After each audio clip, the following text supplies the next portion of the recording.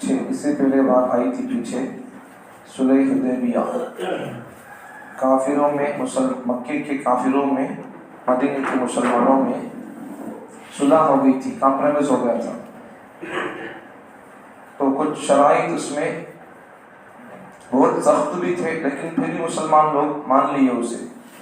ان میں سے ایک شرط، مسلمان لوگ اس وقت عمرے کے لیے آئے تھے تو مکے کے کافر لوگ ان کو مکے کے اندر داخل ہونے نہیں دیے، اور پھر 10 سال تک جنگ نہیں ہوگی، یہ بھی ایک شرط تھی اس میں.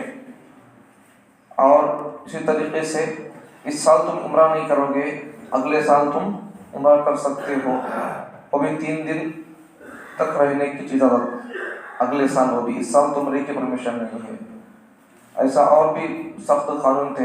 اس میں سے اور ایک کہ اگر ہمارا آدمی تمہارے پاس آ جائے تو تم اسے واپس کر دو گے، اگر تمہارا آدمی کافر ہو گیا ہمارے پاس آ گیا ہم اسے واپس تمہارے پاس نہیں بھیجیں گے. سے سخت قانون تھے.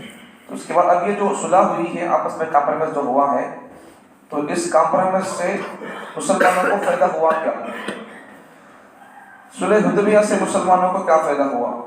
حدیبیہ میں مسلمانوں اور مشرکین مکہ کے درمیان جو صلح ہوئی، اس کا پہلا فائدہ یہ ہوا کہ مکے کے اطراف آباد قبیلہ بنو خزاعہ نے مسلمانوں کی حمایت کا اعلان کیا، اور یہ حمایت مکے کی فتح کا ذریعہ بنی.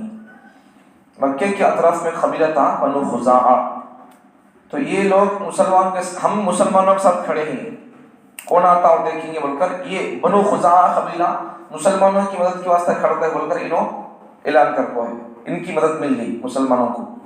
بعد میں یہ بنو خزاعہ لوگوں کی مدد مسلمانوں کے لیے مکہ ان کے ہینڈر میں آنے کا ذریعہ بنی. پہلا فائدہ تو یہ بنو خزاعہ کے لوگ مسلمانوں کو ساتھ دی اور ہمیں ان کے ساتھ کھڑے بول کر انہوں اعلان کر کو ہے. دوسرا فائدہ وہ پیچھے جو صلح ہوئی ہے اس کا دوسرا فائدہ، عرب کے دوسرے قبیلے کے لوگ ان کے مسلمانوں کے ساتھ تعلقات ہو گئے، مسلمانوں کے دوسرے قبیلوں کے تعلقات قائم ہو گئے. دوسرا فائدہ یہ. تیسرا فائدہ صلح حدیبیہ کا یہ ہوا کہ مدینے کے یہودیوں سے مکے کے مشرکین کے تعلقات بگڑ گئے، جس کی وجہ سے مسلمانوں کے خلاف دشمنی میں کمی واقع ہوئی. مدینے کے یہودی لوگ مکے کے مشرک لوگوں کو جا کو بھڑکانا اور ان کے خلاف بھڑکا کر ان کے اوپر جنگ کرنے کے لیے ابھارتے تھے یہ لوگ، مدینے کے یہودی لوگ. تو ان کی کمر بالکل ٹوٹ گئی، ہمت نہیں ہوئی ان کو. تیسرا بتائیے کئی کو تو اب انہوں اگر مدینے کی یہودیاں جا کو مکے کے مشرکوں کو بھڑکے تو بھی انہوں آ کو مسلمانوں سے لڑنے کے لیے بات طے ہو کو ہے 10 سال تک گاڑی کچھ نہیں ہوتی بول کر. ایک فائدہ اس کا آگے بات. چوتھا فائدہ یہ ہوا کہ صلح حدیبیہ میں ہوئے معاہدے کی وجہ سے یہودیوں کے لیے کوئی نیا فتنہ کھڑا کرنا آسان نہ تھا. یہودی انہوں خود بھی مسلمانوں کے اوپر کوئی فتنہ، کوئی ان کے اوپر شرارت کرنا چاہے تو نہیں کر سکتے تھے، اس لیے کہ پہلے یہودیوں کے 3 قبیلوں میں سے بنو نذیر یہ لوگ ان کو ہکال دیے، بنو قریظہ کو نکال دیے. اب ایک قبیلہ ہے یہودیوں کا بنو قینقاع، آگے ان کا بھی حال آتا. تب یہ لوگ 2 قبیلے ان کے یہودیوں کے ہٹ گئے، تو پھر کچھ یہودی لوگ رک گئے مدینے کے اندر، تو پھر ان کو کچھ کرنے کی ہمت نہیں ہوتی تھی. 5واں فائدہ یہ ہوا کہ مکے کے قریش نے مسلمانوں کی حیثیت کو تسلیم کیا. مکے کی کافروں کو معلوم ہوگا مسلمانوں کی کوئی طاقت ہے بول کر انہوں چاہے تو انہوں ہمارے مدینے سے جاتے سے قبیلے، ملک شام جانے والے قبیلے قافلے ان کے دم کر سکتی انہوں معلوم ہو گئے ان کو مکے کے مشرک لوگوں کو. تو پھر انہوں ان کی شان طاقت کو مان کر چپ ہو گئے، ان سے میں پنگا نہ لے سکتے بول کر. ایک زبردست کامیابی تھی مسلمانوں کے لیے، ان کا اپنی طاقت کو منوا لیے لوگ. 6واں فائدہ یہ ہوا کہ حدیبیہ کی صلح میں 10 سال تک امن و امان کا معاہدہ ہوا. 10 سال تک تمہارے ہمارے بیچ، کافروں کے بیچ، مکے کے کافرہ مدینے کے مسلمان آباد میں کوئی جنگ نہیں ہوئی ہے، اطمینان سے ہوئی ہے، کوئی ٹینشن نہیں ہے، جس کی وجہ سے اسلام کی دعوت و تبلیغ کا بہترین موقع ملا، جس کی وجہ سے بڑی تیزی سے اسلام پھیلنے لگا. اب جنگ نہیں ہوئی تو کیا کرنا ہے؟ دین کا کام، لوگوں کو دین سمجھانا ہے، اللہ کی طرف لانا ہے. 7واں فائدہ یہ ہوا کہ مختلف ملکوں کے بادشاہوں کو تبلیغی خطوط بھیجنے کا میدان فراہم ہوا. چنانچہ رسول اللہ صلی اللہ علیہ وسلم نے بادشاہوں کے نام خطوط روانہ فرمائے، جس کی تفصیل آگے آ رہی ہے، پیچھے بھی گزری تھی. نبی صلی اللہ علیہ وسلم پیچھے گزری، نبی صلی اللہ علیہ وسلم کون سے بادشاہوں کو خط لکھے تھے، پیچھے آگے گزری تھی ایک مرتبہ، آگے بھی آئے گی. 8واں فائدہ یہ ہوا کہ اگلے سال کعبۃ اللہ کی ایک سمجھنے کی بات ہمارے لیے، ہمیں اس وقت نبی صلی اللہ علیہ وسلم بادشاہوں کے نام خط لکھے ہیں تو ہمارے لیے ایک سبق ہے، ہمارے آقا بادشاہوں کے لیے خط لکھ کر بھیج رہے ہیں، اللہ کا پیغام بادشاہوں کو، اس زمانے کے بادشاہوں کو نبی صلی اللہ علیہ وسلم لکھ کر اللہ کی طرف لا رہے ہیں۔ تو سوال یہ ہے کہ ہم نبی کے عاشقاں، ہمیں کتنے بادشاہوں کو خط لکھے، ہمیں کتنے غیر مسلم لوگوں کو اسلام کی طرف دعوت دیے؟ خط لکھو بھیجتے کہ اور کچھ کرنا ہے، کیسا کرنا ہے، غیر مسلموں میں کام کیسا کرنا ہے؟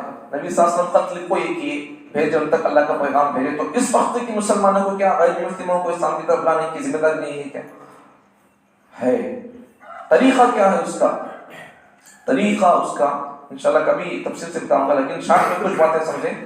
پہلی بات، غیر مسلم میں کام کرنے کی پہلی بات، پہلے ان کے دل جیتنا، بعد میں پھر اپنا دین ان کو پیش کرنا۔ پہلے ان کا دل کیسے جیتنا ہے؟ اخلاق کے ذریعے سے۔ غیر مسلم اگر کوئی آدمی بیمار ہو گیا، علاج کے لیے جانا ہے، دیکھنے کے لیے، بیمار کرسی کرنے جانا ہے، کوئی آدمی مر گیا دیکھنے کے لیے جاؤ، ان کی تعزیت دکھ میں شامل ہونے کے لیے جاؤ، اس سے وہ بندہ ہمارے قریب ہو جائے گا، ہمارے اسلام سے قریب ہو جائے گا۔ ایسے کتنے جنازے نہیں اٹھے، ایسے کتنے لاک ڈاؤن کے وقت میں کتنے ایسے جنازے نہیں، مسلمان نوجوان لوگ خدمت کر کو غیر مسلموں میں تک جنازے مسلمان بچے اٹھے، بعد میں پھر وہ لوگ ہندو لوگ میڈیا کے سامنے ہاتھ بولنے لگے، ہمیں ہمارے ہندو لوگ ہمارے سے نفرت کرتے تھے، ہمارے کو پکڑا لیے نہیں، لیکن یہ مسلمان نوجوان بچے ہمارے جنازے اٹھے کو ان کو سلام کرنے لگے۔ یہ سب محبت دل میں ہے۔ ہمیں اسلام کی دعوت دینا وہ بات کی بات ہے، نہیں دینا، لیکن کم سے کم ان کے دلوں کے اندر جو اسلام کے بارے میں، مسلمانوں کے بارے میں جو دشمن بیٹھ کر ہے، جو غلط فہمیاں بیٹھ کر ہے، اس کو تو ہمیں کم سے کم کلیئر کر سکتی ہیں سب۔ کبھی کبھار جمعے کے موقع پر ان کو بلا لے کرنا ہے، اس کے بعد ہمیں اگر خطیب صاحب کو بول دیے، مولوی صاحب کو بول دیے، ہمارے اس آج کے جمعے کے اندر کچھ ہمارے غیر مسلم دوست آ کر ہے، تو پھر ہم اس کے ساتھ سب کو سمجھائیں گے، تو عقلی اعتبار سے سمجھائیں گے۔ رمضان کا موقع ہوتا ہے، ان کو لے کر آئیں، دعوت کیوں کرتے رہتے مسلمان، پیسہ رہے مسلمانوں کے پاس، دعوت کرو، غیر مسلم لوگوں کو کچھ شان اڑاؤ، ان کو ان کے لیے کوئی ہمت کی وقت کچھ باتیں بولو، ان کے لیے کچھ شان، ان کی عزت کرو، ان کی باتیں، پھر ان کے لیے کچھ پیغام دو اللہ کا بھی۔ اس طرح ان کو ہم خرید کر سکتے ہیں۔ کبھی کبھار ان کو کچھ دوستی کر کے، خرید کر کے، یہ سب کا بیمار ہو گئے یا پھر اور کچھ پریشانی ہے، ساتھ دے کر یہ سب جب ہو گیا، جب وہ تم سے قریب ہو گیا، اب کیا کرنا کیا ہے؟ اللہ کا کوئی کلام، کوئی کتاب ان کو دے دو، اس سے وہ بندہ اسلام سے قریب ہوگا۔ جب تمہاری بات، تمہاری محبت، تمہاری عزت اس کے دل میں جب بیٹھ، پہلے عزت کا منع، ایک دم دن کا کام اپنے میں نہیں کر سکتے، غیروں میں نہیں کر سکتے، اپنی بات منوانے کے لیے اپنی ذات پہلے منوانا ہمیں۔ نبی صلی اللہ علیہ وسلم کا ایک خطبہ ہمارے کو یاد نہیں کیا، نبی صلی اللہ علیہ وسلم جب صفا پہاڑی پر کھڑ کر لوگوں کو بولے، بھائی تو مجھے کیسا سمجھتی، میں پیچھے سے لشکراتا ہے، کوئی بولتے تو میں کیسا مانتی، بولی یہ نبی صلی اللہ علیہ وسلم بیان کرنے کھڑتے میں، میں رسول اللہ ہوں، میری بات مانتے نہیں، کہیں نہیں بولے، ایک مثال سے نبی صلی اللہ علیہ وسلم ایک مقدمہ بیان کرنے لگے، انداز سکھائے، ادھر لشکر آتا ہے تو مانتی کیا بات، ہو مانتی، اس کے بعد پھر مجھے تمہیں کیسا مانتی، میری بات کو تمہیں کیسا سچا مانتی، چھوٹا مانتی، تمہیں سچے بھائی، تمہاری زبان سے جھوٹ نکلتا نہیں۔ اس میں کیا ہے؟ بیان کرنے کا اصول، پہلے اپنے ذات کو منوانا۔ سامنے والا آدمی اگر ہماری علمی پاور کو مانتا ہے، ہماری اخلاق سے وہ آدمی متاثر ہے، تو پھر وہ آدمی ہماری بات مانے گا۔ پہلے ذات منوانا، میں کیسا کو اپنے کیریکٹر کے ذریعے سے سامنے والے کا دل جیتنا، بعد میں پھر اس کے ہمارے کو دن مل جاتی، پہلے اس کا دل لینا، بعد میں اس کے دن لینا، ٹھیک ہے؟ تو یہ چیز ہمارے لیے اصول ہے، ہمیں کیسا کام کر سکتے ہیں۔ 8واں فائدہ یہ ہوا کہ اگلے سال کعبۃ اللہ کی زیارت کا حق مسلمانوں کو قانون حاصل ہو گیا۔ اگلے سال جیسا کہ کافی لوگ ہوئے تھے کیا اس سال تم عمرہ نہیں کر سکتے، اگلے سال آپ کو کرو بول کر، ان کے لیے اگلے سال مسلمانوں کے لیے موقع مل گیا۔ 8واں فائدہ 9واں فائدہ یہ ہوا کہ مکے اور مدینے کا راستہ ہر مسافر کے لیے کھل گیا، ورنہ پھر لوگ لوٹنا، یہ لوگ سب تنگ کرتے تھے، اب کسی کے لیے ہمت نہیں ہوئی۔ 10واں فائدہ یہ ہوا کہ جو لوگ مکے میں اپنا ایمان چھپائے ہوئے تھے، مسلمان لوگ تھے لیکن کچھ ایمان چھپا کر تھے، کافر تھے، اسلام قبول کر لی ہے، اسلام مسلمان ہونے کے بعد بھی اپنا ایمان چھپا کر رکھے تھے، بھئی میں نماز پڑھتی ہیں، مسلمان ہوگی، تو لوگ ہمارے کام آ رہا تھا، ایمان چھپا کر رکھے تھے۔ لیکن اب ایسا یہ معاہدہ ہو گیا، رستہ تک جنگ نہیں ہوگی، جب یہ معاہدہ ہو گیا، آپس میں کمپرومائز ہو گئے، تو پھر اس کے بعد جن لوگوں کے دل میں ایمان چھپا ہوا تھا، جو لوگ مکے میں اپنا ایمان چھپا کر تھے، انہیں کھل کر اپنے ایمان و اسلام کا اعلان کرنے کا حق مل گیا۔ تو اس پورے صلح حدیبیہ سے ہمارے لیے کیا سبق ہمارے لیے، اتنے 10 فائدے صلح حدیبیہ کے ہیں، تو اس سے ہمارے لیے کیا فائدہ ہے؟ یہ ایک فائدہ سبق ہمارے لیے کہ کبھی کبھار ظالم پارٹیاں جیسا کہ نبی کے زمانے کی کافر لوگ ہیں، کافر پارٹیاں ہم مسلمانوں کے لیے کچھ سخت قانون بنا دیے، تو اس وقت مسلمان چل بڑھ کر کچھ دیر کے لیے دبکو تھے، کچھ دیر کے لیے، کچھ دنوں کے لیے، بعد میں کیا ہو گیا، لیکن مسلمان دبکو تھے کہ مطلب اپنے کام چھوڑ دیے نہیں، ہو اپنا کام کرنے کا کرتے تھے، اللہ کا دین کا کام کرنے کا کرتے تھے، اللہ کا تعلق مضبوط تھا۔ لیکن کافی لوگوں کے جو سخت قانونات ہیں اس کے مقابلے میں مسلمان لوگ آپس میں کمپرومائز ہو گیا تھا، تو انہوں خاموش تو تھے، ان سے لڑنے کی نہیں ہوتی تھی، دوسرے طریقے سے دین کا کام کرتے تھے۔ تو ہمارے لیے سبق کیا ہے کہ اگر کبھی کافر لوگ تمہارے ساتھ ایسا کمپرومائز کر کو ان کے عجیب و غریب قانون اور عجیب و غریب طریقے سے تم کو اگر وہ لوگ اپنے اتھارٹی میں لے لیں، تو پھر کچھ دن کے لیے اگر ہم صبر کر لیں گے، لیکن اپنا کام، اپنا مشن جاری رکھنا ہمیں، تو پھر اس کے بعد انشاءاللہ ہماری دعوت اور ہمارا پیغام ان کے گھروں تک بھی پہنچ جائے گا۔ اگر ہمیں کچھ کمپرومائز ہو گیا، کچھ ظلم ہو رہا ہے، چھوڑو ظلم ہوتے کیا ہوا، ہمیں امن کا پیغام دینا ان لوگوں کو، ایمان کا پیغام دو ان لوگوں کو، انشاءاللہ ایک دن آئے گا کہ وہ لوگ بھی انشاءاللہ ہمارے اسلام کے اندر آ جائیں گے۔